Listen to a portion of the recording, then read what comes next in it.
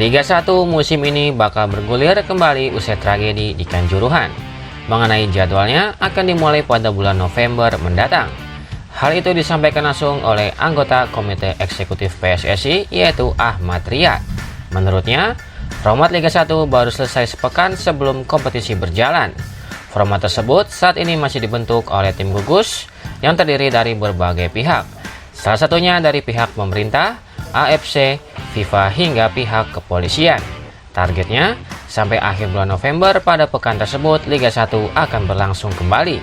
Salah satu kendala yang mungkin masih dihadapi pihak penyelenggara adalah sinkronisasi dari pihak kepolisian, di mana dalam format baru tersebut akan disesuaikan dengan peraturan keamanan pihak kepolisian yang akan menyesuaikan dengan standar FIFA.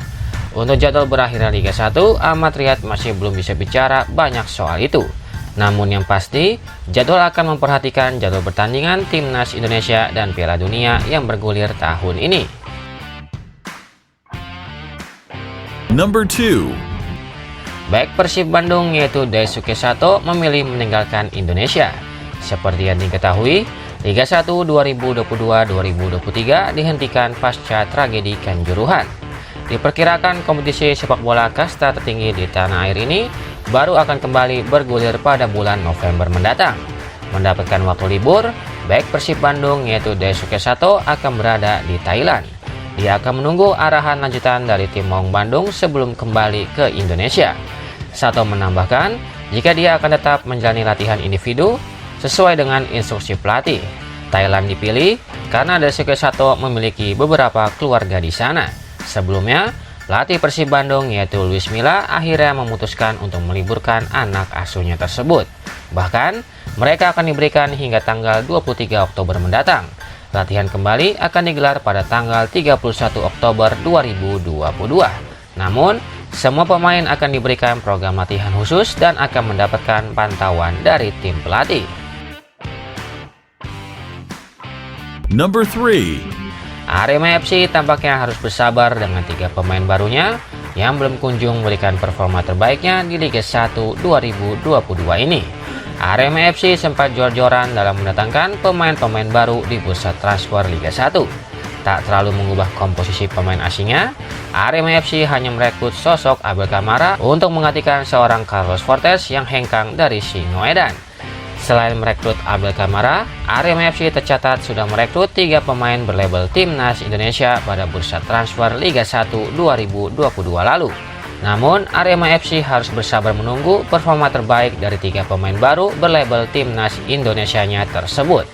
Sosok Evan Dimas, Ilham Udin Armain, dan Adam Alis adalah 3 pemain Timnas Indonesia yang didatangkan oleh Arema FC di Liga 1 2022. Namun, hingga pekan ke-11 Liga 1 2022 ini, ketiga pemain baru Arema FC tersebut belum memberikan performa terbaiknya untuk tim Singoedan.